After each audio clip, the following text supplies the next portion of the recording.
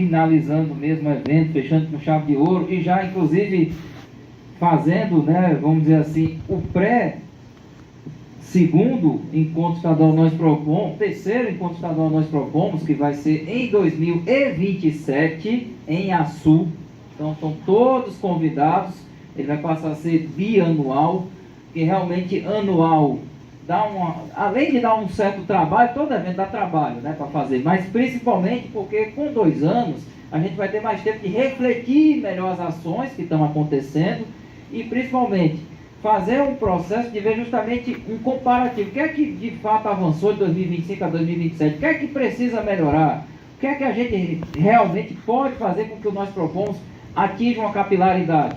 Eu inclusive falei, né, quem de repente vem no canal da GB Caicó no YouTube no vídeo anterior, né, que tá os vídeos lá registrando o momento, eu falei no vídeo anterior justamente que nós precisamos, né, Lívia, expandir mais o projeto para além de Caicó, né? Inclusive, isso é uma característica muito nossa aqui no interior do Rio Grande do Norte, para quem está nos assistindo nesse momento, que dificilmente os alunos que estudam na sede, né, dos seus cursos respectivos de graduação, particularmente nos 4 cursos de Geografia, licenciatura que existem no interior potiguar, Mossoró, Açu, Pau dos Ferros e Caicó, dificilmente esses alunos são efetivamente naquela sede.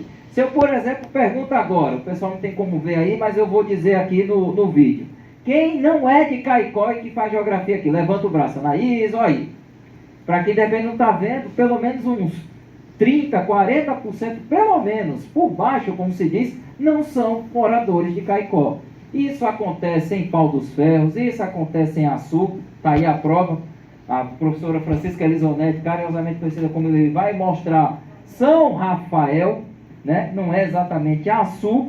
Então isso é uma característica muito comum do nosso curso de graduação. Então é um desafio e com certeza com o evento passando a ser bianual, a gente vai ter o maior tempo de depurar melhor, de analisar melhor, de refletir melhor, para que a gente possa de fato expandir espacialmente, territorialmente o projeto que nós propomos, não apenas nos municípios sede, mas por todo o Rio Grande do Norte. Então, professor Eveli, novamente, muito obrigado. Fique à vontade, a palavra é sua.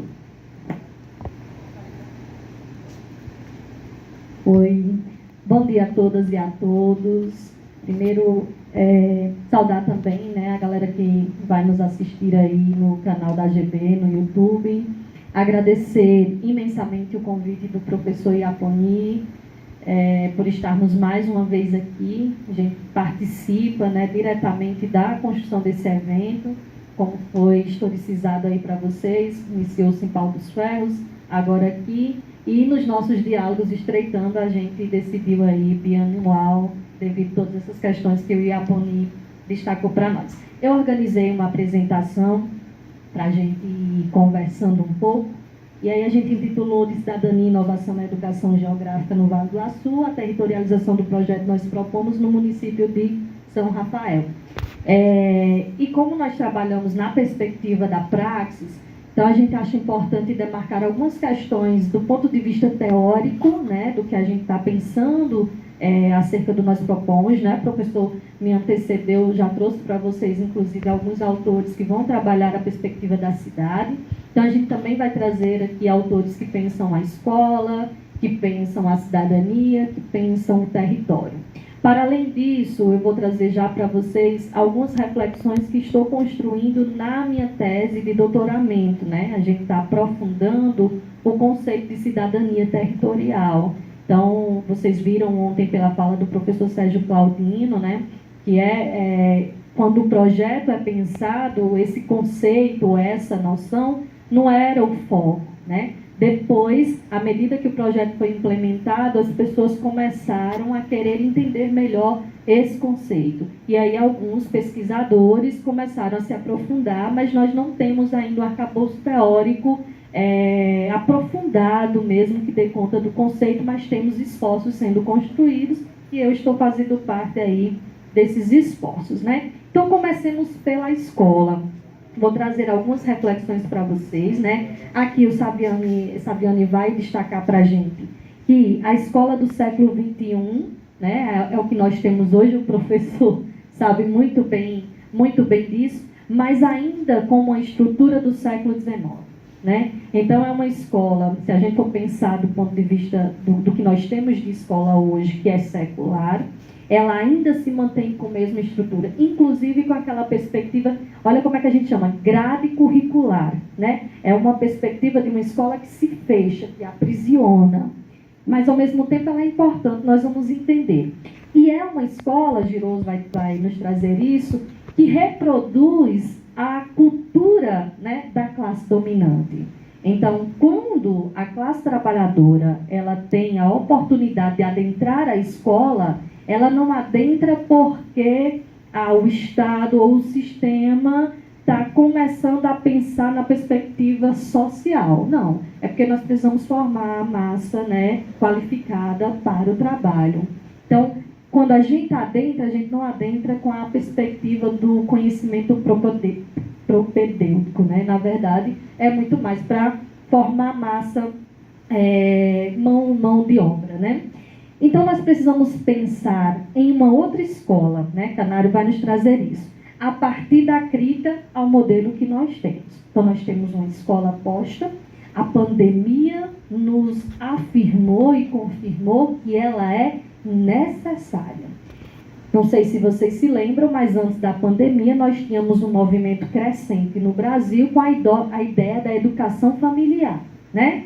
E aí vamos educar os nossos filhos em casa, na perspectiva mesmo pedagógica, né? Não é a educação que a gente precisa ter, na perspectiva pedagógica. Quando veio a pandemia, que esses meninos ficaram dentro de casa, os pais não aguentaram. O que eu ouvia de pai, de responsável, de mãe, doido para as escolas abrirem novamente as portas, para esses meninos voltar para a escola e dar um sossego, não foi pouco. Isso camuflou essa onda que vinha muito, muito crescente. A escola é necessária. Mas, obviamente, né, aqui é só um pouco de sarcasmo, ela não é só necessária para poder dar paz aos pais de crianças e adolescentes, né? Não, ela é necessária porque tem um outro ponto extremamente importante na formação do indivíduo, que é a socialização, né? Essa troca que a gente vai tendo, né? O quanto que a gente se fortalece, aprende, cresce na troca, né, com o outro. Pode passar. A escola na contradição, né? E aqui a gente traz algumas reflexões do texto do Antônio Novo, né? Uma referência que a gente usa quando ele trabalha a metamorfose da escola. É um texto muito interessante, assim, para quem está na licenciatura. A escola substituiu o trabalho, a rua e mesmo lá como lugar de socialização e de formação. Importante. O triunfo dela é tão grande, pelo menos, né, em face ao seu principal inimigo, que é o trabalho infantil, dentro e fora das famílias. Então, nós estamos falando de uma escola que ela está, em algum momento, ela está se perdendo. Existe um processo de metamorfose, mas, ao mesmo tempo, ela é extremamente importante. Inclusive, na erradicação, obviamente, articuladas a outras políticas públicas, na erradicação do trabalho infantil. Mas, no preciso momento em que ela celebra essa vitória, né, a escola revela-se, eu não coloquei aqui, mas é o Nova que diz, incapaz de responder aos desafios da contemporaneidade. O modelo escolar está, então, em desagregação. E aí o professor, né, acho que já tem sentido isso já há um tempo, né? E aí Morin vai dizer que mais ou menos nos próximos 20 ou 30 anos, e ele falou isso em 2000, né, esse texto aqui em 2011, na verdade, então a gente já imagina que a gente já está vivendo, né, essa perspectiva, essa publicação que eu peguei, assistiremos a uma complexa metamorfose da escola, isto é, uma alteração da sua forma, é uma mudança de via, uma nova origem. E aí a perspectiva da tecnologia, a inteligência artificial, ontem a gente conversava sobre isso, ela é um grande problema, é um vilão, mas ela poderia estar aí sendo amigo, né, de nós, professores, educadores, se a gente também aprender a utilizar e a ensinar os nossos estudantes a utilizar isso com ética, não para ela fazer o nosso trabalho, mas para ela fazer, por exemplo, aquilo que é eminentemente técnico, formatar trabalho, por exemplo, mas não escrever o texto por nós, né? Só para dar um exemplo. A escola está, portanto, numa metamorfose, como vai nos dizer Nova. Pode passar? Por gentileza. A escola ela tem um papel importante como espaço de debate. Aqui é uma autora, né, do nosso coração, de quem trabalha com ensino de geografia, Calai, né?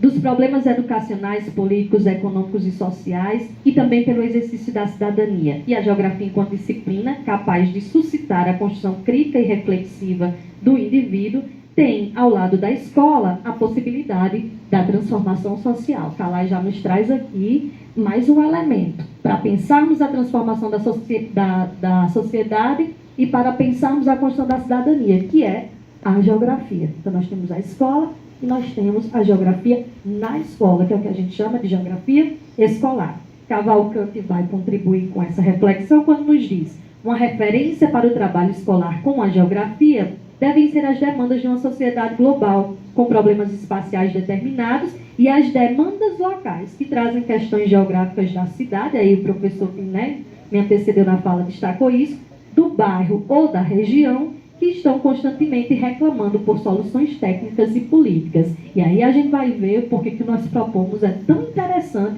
mesmo com uma metodologia tão simples, por ser execuível, né, e por possibilitar pensarmos essas questões a partir do nosso local.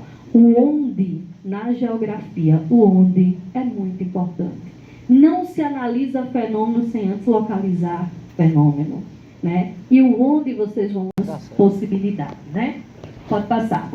Aí eu trago para vocês duas figuras e, assim, estudando quando faz disciplina comigo, não passa pela graduação sem conhecê-los.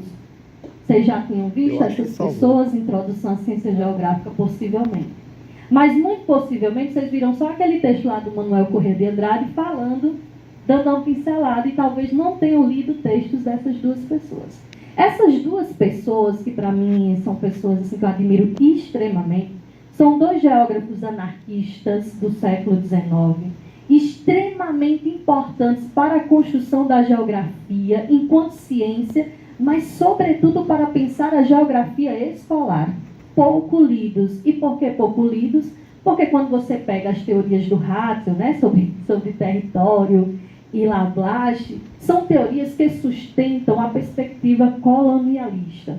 Esses dois eram totalmente radicais nesse sentido. Então, quem estava batendo diretamente contra o Estado, obviamente não tinha tanto livre acesso, né, às universidades, enfim. Mas nós estamos falando do Kropotkin, né, e do Élisée Reclus, duas figuras extremamente importantes do ponto de vista de pensar a geografia. E pasmem, eles têm um texto, que é um compilado, que vai falar sobre educação e geografia. E no século XIX eles já falavam dessa questão da geografia ser chata na escola. E eles vão questionar e vão dizer como é que pode uma disciplina tão interessante ser tão insignificante. E aí eles vão dar vários elementos nesse sentido, inclusive no sentido de uma escola, porque eles vão dialogar muito com aquele movimento da escola nova, que o Guardia, né, o Ferrer Guardia foi o primeiro mártir, se a gente botasse da educação, né? Ele acaba sendo morto pelo Estado por ideias libertárias, e eles eram favoráveis a uma escola aberta, inclusive sem paredes. Então, quando eles estavam ensinando e orientando a ensinar, eles eram defensores do que a gente hoje defende, e a gente só não faz mais porque não tem recursos, que são as aulas de campo. É tirar, é sair da sala de aula, porque a geografia é muito viva. Mas vocês que participam de aula de campo, vocês sabem, quando vocês estão aqui discutindo teoria com a gente, quando vocês vão a campo e vocês começam a fazer o movimento da praxis, e aí a partir de uma reflexão mesmo filosófica, a gente consegue entender melhor, aprender mais, né? A gente guarda isso, que a memória também aguça, né? Então veja como que é importante. E eles já falavam isso, e eles já diziam que a escola precisava deixar de ser chata. Inclusive o Reclus era uma pessoa que defendia a construção de uma espécie de... como é que eu posso dizer? Porque ele poderia ser até me fugiu aqui o nome. Dos planetas, todos juntos. O sistema solar. Não, o sistema solar não, mas não tem que é tipo um museu. Me fugiu o nome, depois vocês lembrarem aí. Um planetário, obrigada, professor. Ele era defensor do planetário, e ele dizia que toda cidade tinha que ter um globo enorme, porque ele era contra a gente ensinar às crianças a ideia do mundo a partir do planisfério, que não faz sentido para uma criança você ensinar que a Terra é esférica, né? Vamos botar nesses termos, e aí você mostrar um negócio quadrado ou retangular para essa criança. Que sentido faz? Então ele defendia que a gente construísse os globos, começasse com pequenos globos, né? E que toda cidade tivesse uma espécie de planisfério. Olha, eram pessoas extremamente para além, né, daquele momento, interessadas, e a gente pouco conhece. Então eu trago essas duas figuras, né? A gente pode ter várias questões para criticar, enfim, mas trago esses dois teóricos, né, e professores de geografia para dizer a vocês. A ideia de que a gente vai dizer da geografia crítica, que para nós chega muito mais ali a partir da década de 70 mesmo, né? O mundo já está pensando isso em 1960, mas para nós a partir de 1970, eles já estavam chamando a atenção para essa criticidade da geografia do século XIX. Né? Então não é tão novo assim. Pode passar, meu querido. E aí, dito isso, feito esse preâmbulo, falando da importância da escola, falando da importância de repensarmos a geografia, a gente vai agora funilando para a discussão que vai nos levar a pensar a cidadania territorial. Em primeiro lugar, o professor Sérgio Claudinho sempre destacou isso, né? Por que cidadania? Porque para ele a própria geografia já é uma possibilidade da aplicação da cidadania, né? Então a gente começa, e ontem a Aponi disse uma coisa que eu achei muito interessante. É meio complicado, epistemologicamente falando, né? Dois conceitos, território e cidadania, onde é que a gente vai organizar e coadunar isso aqui? Onde é que eles se encontram, a interface disso? E aí o Milton Santos nos traz grandes possibilidades para pensar isso a partir da sua reflexão sobre território usado. A gente vai pensar sobre. Então, território é um conceito eminentemente geográfico, e isso é importante que se diga e que se demarque, porque território para nós não é território para os economistas, não é o território para a galera da biologia, nem é o território que está lá nas políticas públicas brasileiras, porque lá é o recorte areal. Né? Nós temos uma outra ideia de território. E a cidadania é um fenômeno territorial. Portanto, está aí, posto aí, as bases para pensar a cidadania territorial.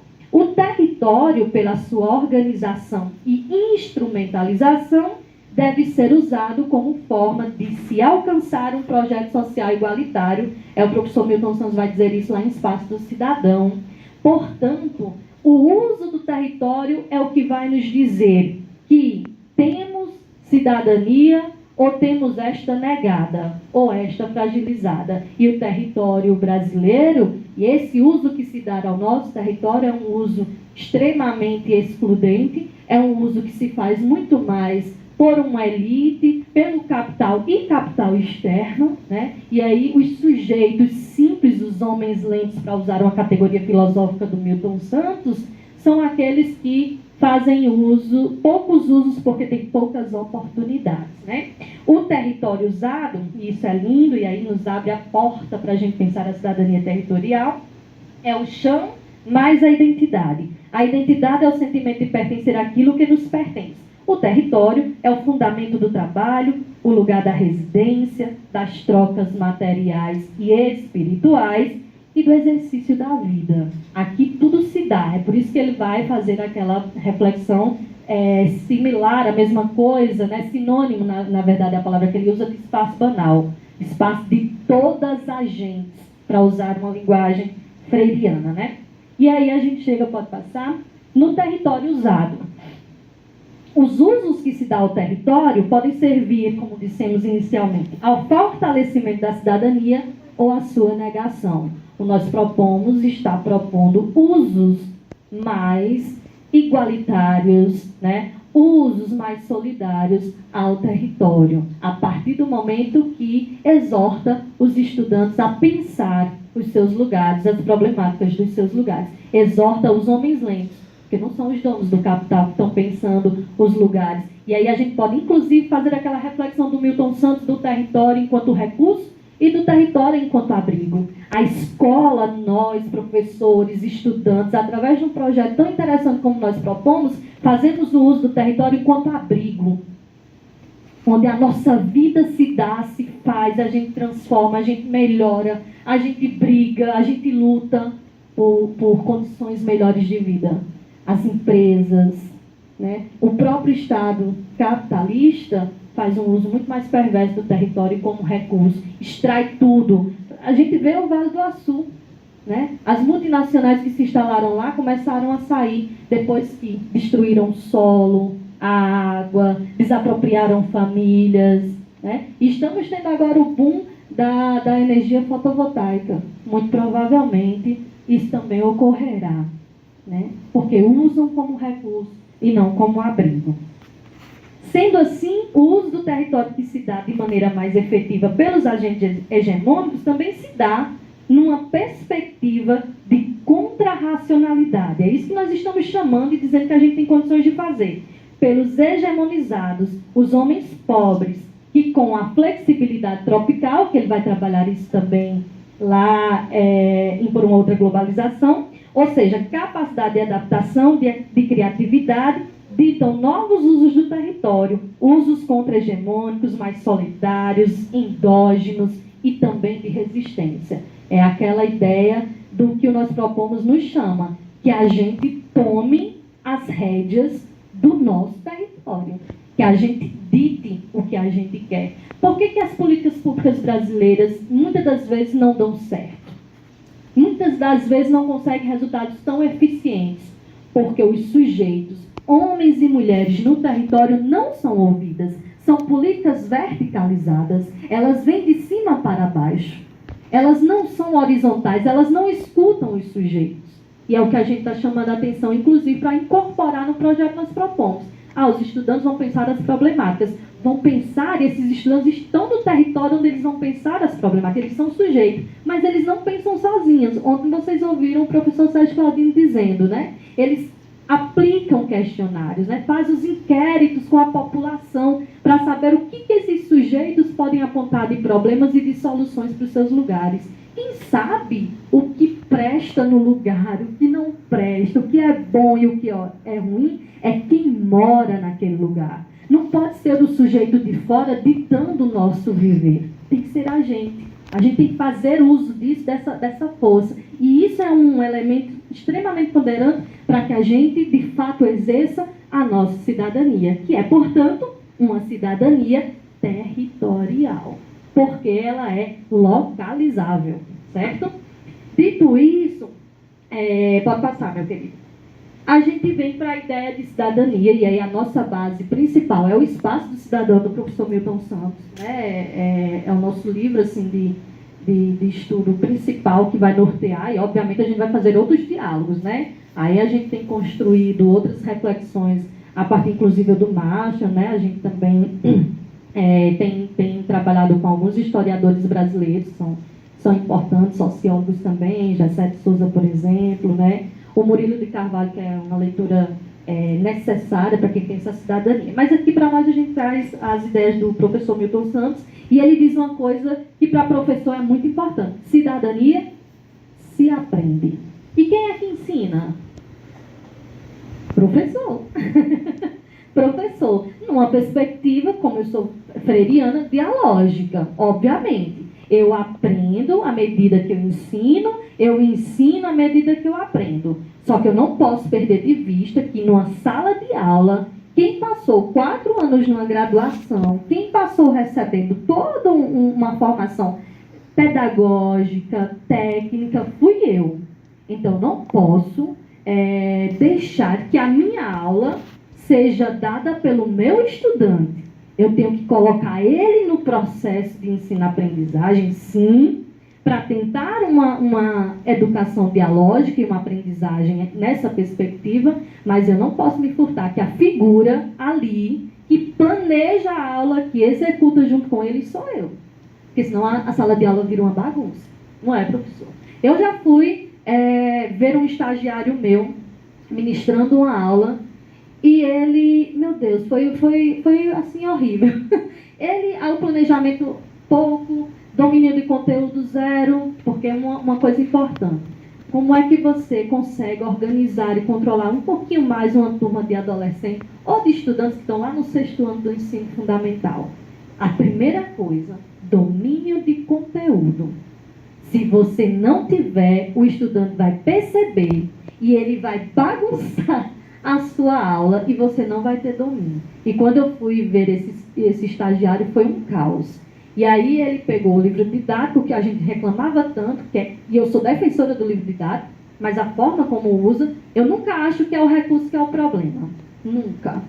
Nunca. Porque eu posso dar uma aula chatíssima, utilizando a inteligência artificial, utilizando o projetor e o aluno não gostar, e dar uma mega aula utilizando só o quadro e o giz, se não for uma lousa, se for um quadro negro e o giz. Porque não é o recurso, é como eu uso esse recurso. Por isso que o Milton Santos vai dizer que não é o território. É o território usado que é categoria de análise social. Porque são os usos que se dão àquele território. Né? Do mesmo jeito a gente traz para a gente. É como eu uso esse recurso. Então, eu posso... Aí ele pegou o livro e começou a ler lá e pediu, né, ler os parágrafos do livro e tentando dar aula, explicar o conteúdo a partir daquilo. Uma estudante percebe o quanto que estava ruim, uma parte da turma numa bagunça, numa barulheira, eu lá atrás, porque eu tento não interferir o máximo possível, né? Mas quando precisa aí não tenho o que fazer mesmo. E aí uma estudante levando e diz, professor, vamos fazer o seguinte, cada um lê um parágrafo. E foi essa estudante que organizou a aula. Né? Olha como foi, como é sério. Por quê? Porque ele deixou de lado, né? Ele deixou de lado a responsabilidade dele. Ele era o responsável por conduzir a aula, não podia ser ela. Ele é o responsável por introduzir os estudantes, mas quem planeja, quem teve a formação foi ele, né? Então veja como que a gente também tem que ter esse cuidado. Cidadania se aprende, então o professor pode ensinar cidadania a partir de uma disciplina extremamente interessante como é a geografia. O Reclio Kropotkin dizia isso lá no século XIX. Né? E hoje eu repito, como é que uma disciplina que tem como objeto de estudo o espaço geográfico e tudo que nós conhecemos se dá no e pelo espaço, como é que ela não é interessante? Ela é. Agora, como nós ministramos ela, pode deixar ela enfadonha, chata demais e fazer com que os estudantes não gostem, né? E, obviamente, eu sei que tem toda uma outra questão por trás disso, que é a perspectiva de falta de recurso, né? As condições de trabalho que a gente tem que são péssimas, de salário. Um professor que tem que trabalhar em 2 escolas para dar 40 horas, extremamente cansado, muitas das vezes sem horário de planejamento na escola, e a gente querer que ele dinamize demais as aulas dele, aí também já é demais. Então a luta, ela não é só para melhorar o ensino naquela perspectiva da sala de aula, mas é a estrutura escolar, de formação, de condições de trabalho, de salários e tudo mais. E nós, como classe, a gente precisa ser um pouquinho mais solidários, né, um com os outros. E aí, eu acho que a gente estava, não sei se eu estava conversando contigo, mas você me diz aí, na minha cabeça vem essa memória, ou foi um outro professor que estava comentando dos professores que formam professores sem ter ido, a gente estava ali atrás ontem, sem ter sido professor do ensino básico. Eu acho problemático. Eu acho muito problemático. Porque tem um teórico inglês, eu li ele na tese da professora Nesilane, que ele vai chamar os professores da Torre de Marfim e os professores de Giz, para separar os professores que estão na universidade e os professores que estão nas escolas. E ele vai fazer uma crítica lá na década de 1990, acho que o texto dele é de 92, dizendo justamente que um grande equívoco que ocorre são os professores da Torre de Marfim, que estão nas universidades, que não colocam os pezinhos no chão da escola, ditando as regras da educação e de como que a escola tem que se ajustar, sem nunca ter ido. Então, eu acho, inclusive, a gente que organiza, às vezes, muitas das vezes, editais de professor, se o edital for para licenciatura, for para chamar professor, para formar professores, um dos elementos que pouco se encontra nos editais, mas que deveria ser assim, essencial no currículo, era considerar a experiência desse sujeito na educação básica. E isso ser muito ponto, porque a gente fica pontuando quem publicou em revista A1, A2, sendo que nós também sabemos o que ocorre muitas das vezes com as revistas, os combinadinhos por aí, e a gente deixa de considerar essa experiência que é muito necessária. Como é que eu vou ensinar outro professor a ser professor no ensino básico? Eu nunca fui nem lá no chão da escola. Absurdo, né? Então a gente também tem que pensar um pouco disso. Cidadania se aprende e nós podemos ensinar os nossos estudantes a perspectiva da cidadania. É impossível imaginar uma cidadania concreta que prescinda do componente territorial. Aí para mim, Santos fecha a ideia. E aí eu acho que a gente tem as bases para pensar, de fato, a cidadania territorial. Desta forma, precisamos da leitura do território para problematizarmos a cidadania enquanto fenômeno complexo, historicamente definido, porque aí, a depender das fases da história, a gente vai ver ela de várias formas, né? E também, como a gente vai colocar aqui, passível de uma geografização, né? Então, porque o fenômeno é também localizável. Pode passar. Eu tenho muitos slides, mas não se preocupe que os outros são muitas imagens, tá? Eu estou quase concluindo a perspectiva mais teórica. Então, a gente chega na cidadania territorial, caminhos para a teorização e empiricização, que é o que nós estamos aí fazendo na nossa tese de doutoramento. O conceito, e aí eu trago isso do professor Sérgio Claudino, né? E aí chega a me dar um alívio, que é ele que acunha esse conceito, né? Em determinado momento, quando eu penso o projeto, mas ele não nasce junto com o projeto, quando o projeto vai acontecendo, né? E aí ele diz assim, o conceito de cidadania territorial será um filho, e os filhos tornam-se independentes dos pais, fazem o seu percurso, reconstruindo-se no contributo de todos os colegas que se apropriam e contribuem para o mesmo. Então, o filho que ele coloca no mundo e que nós estamos aí tentando aprofundar, né, e segurar mais ainda na geografia, porque território é um conceito eminentemente geográfico. Preferimos o conceito de cidadania territorial ao de cidadania espacial, né, que já estava posto. Porque, para ele, né, o território está diretamente relacionado com a apropriação, transformação e identificação das comunidades com o território em que habitam. Então, por isso, o uso desse conceito, né? E aí, pode passar, a gente constrói esse fluxograma na nossa tese, né? Trabalhamos ele detalhadamente, aqui eu não Aqui eu não vou discutir com vocês, mas a gente traz as categorias aí que podem conformar essa noção. Na tese a gente não está chamando conceito, a gente ainda está chamando de noção, embora na banca de qualificação um dos professores disse que eu já poderia, né, chamar de conceito, porque já tem uma fundamentação teórica, mas nós ainda estamos assim um pouquinho preocupados, com mais cuidado, então a gente está preferindo chamar de noção. E aí a gente tem, para pensar na cidadania territorial, para ela acontecer, claro, gente, na tese eu estou pensando isso a partir dos projetos de extensão, não vou falar sobre isso com vocês, porque a ideia é a gente pensar no ensino, tá? Mas que elementos nós precisamos? O diagnóstico do território. Como é que eu vou implantar? Nós propomos, por exemplo, numa determinada escola, se eu não conheço os sujeitos dali, se eu não sei as condições socioeconômicas dos estudantes, formação de professores, estrutura da escola, então, diagnóstico. Nós precisamos do diagnóstico. Nós precisamos da apropriação e o uso do território pelos homens lentos. Assegurar isso, porque nós vamos fazer o uso, como o Milton nos ensinou, como abrigo. Então, quem faz uso do território como abrigo são os homens lentos. Aí, uma das categorias, a cidadania se realiza de modo diferente nos lugares. Nós conversávamos sobre isso ontem. Quem está nos grandes centros tem mais oportunidades, mesmo sendo pobre, de acessar a universidade, porque as universidades nos grandes centros oferecem muito mais graduações, né? Tem mais bolsas. Vocês podem comparar ao FRN de Caicó com o FRN de Natal, né? A questão de estrutura, de recursos e tudo mais.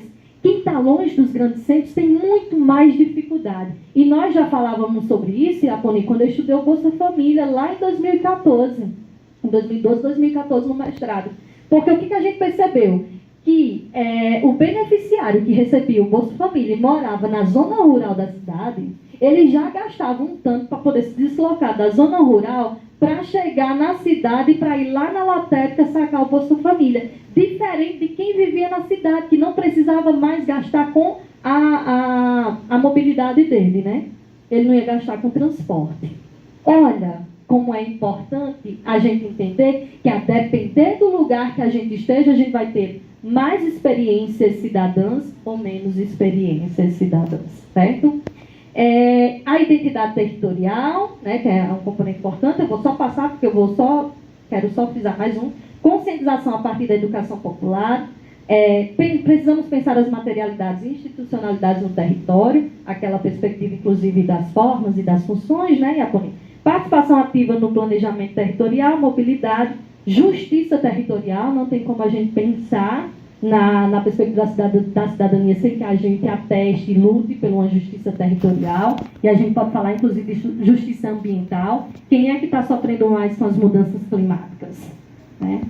Então, para que a gente pense sobre isso, inclusive. O território é mutável, é história em aberto. Eu adoro essa, é uma reflexão de Brandão, eu adoro essa ideia, que o território é mutável, é história em aberto. Por que eu gosto disso? Porque isso dialoga com a ideia do professor Milton Santos, quando ele pensa uma outra globalização. O que ele está dizendo ali, assim, no desfecho final? Que se nós tivermos condições de nos apropriar das técnicas que já estão postas, nós daremos um outro uso a estas técnicas, né? E, portanto, história em aberto, nós podemos construir um mundo mais igualitário, um país menos desigual. Nós podemos extirpar, acabar com a fome, por exemplo, porque é história em aberto, há possibilidades de ser e de acontecer, né? E, nesse sentido, a gente fecha a perspectiva desse fluxograma com essas categorias. Obviamente, na tese, a gente vai discutindo uma por uma e trazendo os autores para dialogar com o que a gente está tentando construir acerca da cidadania territorial.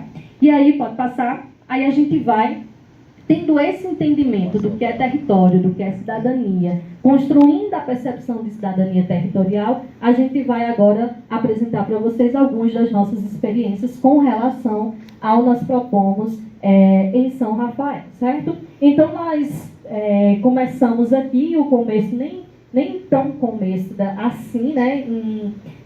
Na pandemia, eu ainda participei já de alguns momentos com o professor Sérgio Claudina, a professora Nesilane, né?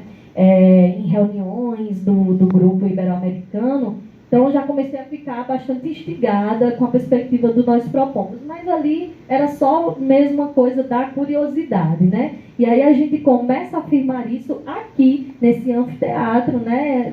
Iaponi nos convidou, fiquei extremamente feliz, trouxe a Andressa, que está aqui, Andressa Carlota, mestranda, e trouxe a Luana também, né, especialista, professora hoje lá em São Rafael, para vir conosco, e a gente conheceu pessoalmente o professor Sérgio naquele momento. Então tivemos uma troca maravilhosa, né, junto com o professor Iaponi no sandeiro dele para cima e para baixo. Para cima e para baixo, foi muito interessante, pode passar. Aí nós temos, depois desse momento, a gente precisou, né, nos reunir com eles, para pensarmos como é que a gente institucionalizar, e vocês estão vendo aí as carinhas, né? Professor Raimundo Lenilde, professor Sérgio, Luana, Andressa e eu. Pode passar.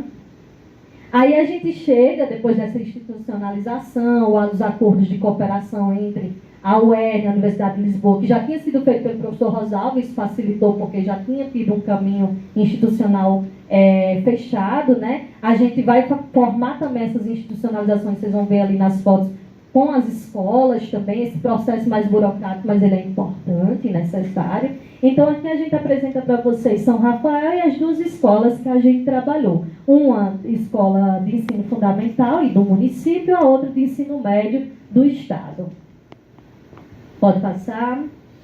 Aí as visitas e assinaturas dos protocolos, né, como vocês podem ver, desse lado com o pessoal da escola municipal e do outro da escola estadual.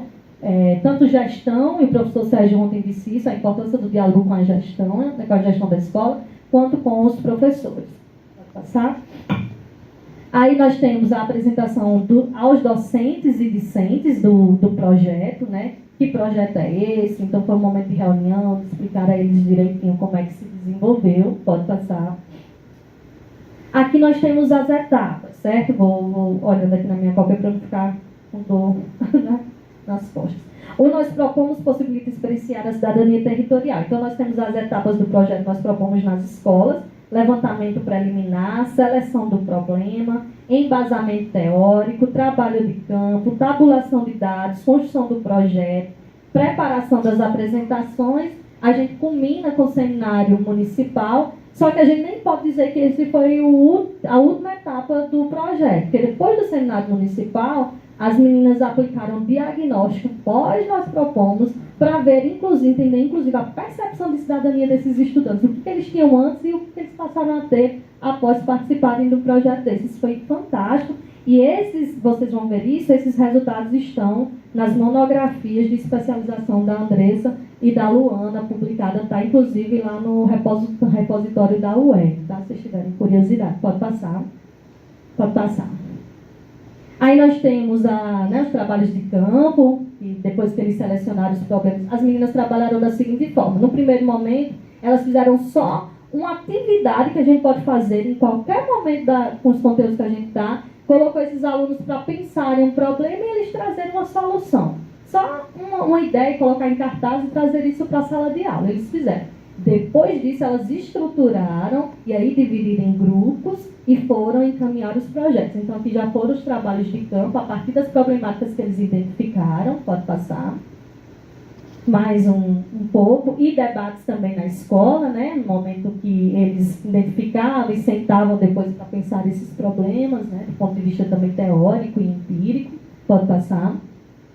Aí a construção do projeto e dos ensaios para as apresentações, utilizar os laboratórios, né, das escolas para poder... Isso também foi uma etapa muito interessante. Muitos estudantes assim não têm o contato com as normas básicas de uma escrita, né, acadêmica. E é muito interessante. Inclusive, as meninas ensinaram a eles formatação, como usar um pouco a BNT, especialmente os alunos do ensino médio. Então, assim, você percebia desses estudantes o interesse deles nesse momento em específico, né? Pode passar? Aí foi o seminário de premiação. Esse seminário ele aconteceu na sede da Câmara, né, Municipal. A gente convidou algumas autarquias, alguns representantes municipais, mas muitos fogem, né, como vocês sabem, só que nós tivemos, e isso é bom de ser destacado, a presença da secretária de Educação na época, né? Ela esteve do início ao fim, inclusive ajudou também na questão da premiação, né, Andressa, também a gente precisa fazer esse registro, e tinha um vereador, né, e aí os demais não participaram, mesmo recebendo o convite. A sede da Câmara é um espaço muito interessante, né, bom, dá para fazer esses momentos lá, é mais amplo do que aqui, mas um grande problema nesse dia, a gente parecia que estava num forno. Eu saí doente desse dia de lá, porque os ares condicionados estavam com problemas, então fechado. Mas como você vê como o projeto é interessante, os estudantes ficaram do início ao fim, não teve saída de estudante. Mesmo todo mundo se abanando, eu passando mal, né, de muito calor mesmo, e eu que sou bem friorenta, mas passando mal com esse momento, e mesmo assim todo mundo ficou até o final, para vocês verem como é interessante. Pode passar? Aí os alunos apresentando os seus projetos, defendendo, né? Eles produziram também banners e fizeram slides, as meninas ensinaram a usar o Canva, foi muito interessante. Pode passar? Mais alguns registros aí vocês podem ver já a perspectiva da premiação, né? Nós entregamos medalhas a todos, aí teve os troféus e teve premiação também em dinheiro. Me lembra aí, Andressa, primeiro lugar... Eu sei que era 500, 300 e 200. Pronto. Primeiro lugar, 500. E de onde veio esse dinheiro? As meninas fizeram uma rifa, e aquela coisa do Pix, né? Que eu lembro. Pronto. E a gente comprava e começamos a vender esses bilhetinhos para poder juntar esse dinheiro, porque, embora tenha umas críticas sobre a perspectiva da premiação, o estudante só aprende por ter algo, né? Em troca, o professor Sérgio nos mostrou claramente como a perspectiva da premiação faz eles se mobilizarem mais. Eles vão competir e foi muito legal, assim, porque todo mundo teve sua medalhinha, né? Quem participou teve, mas foi bom a gente premiar os projetos, né? E aí teve uma banca de avaliação desses projetos. Inclusive eu participei. Pode passar? Aí, propondo e realizando.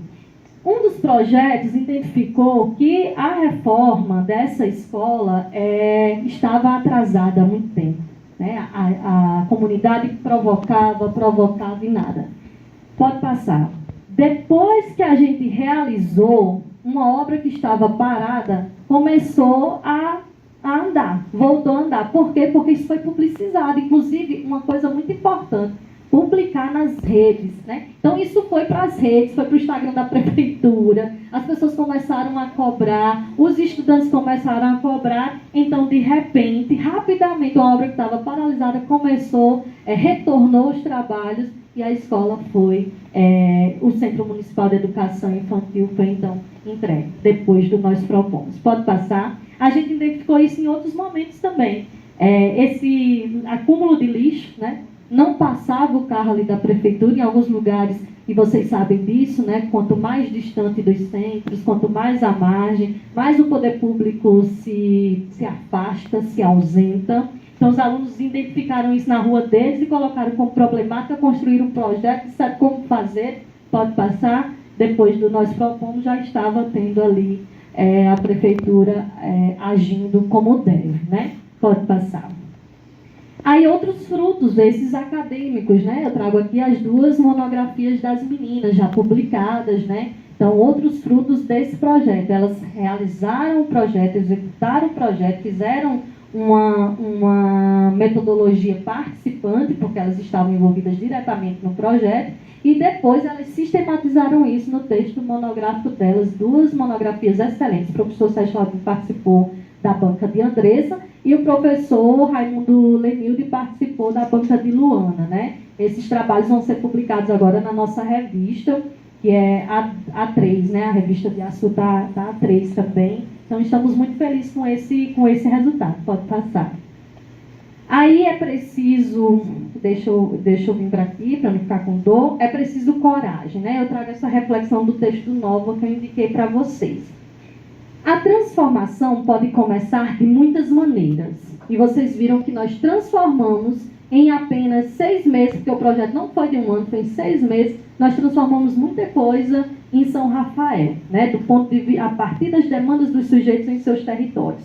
A transformação pode começar de muitas maneiras, mas talvez as universidades, e aí acrescentemos as escolas também, sejam um bom lugar para manifestarmos a coragem dos começos, porque é preciso começar. A coisa está ruim, está feia, mas como é que a gente transforma? Dando um passo inicial. O professor Sérgio fez isso em 2011, nós estamos aqui em 2025, assumindo essa perspectiva da continuidade. Assumir riscos?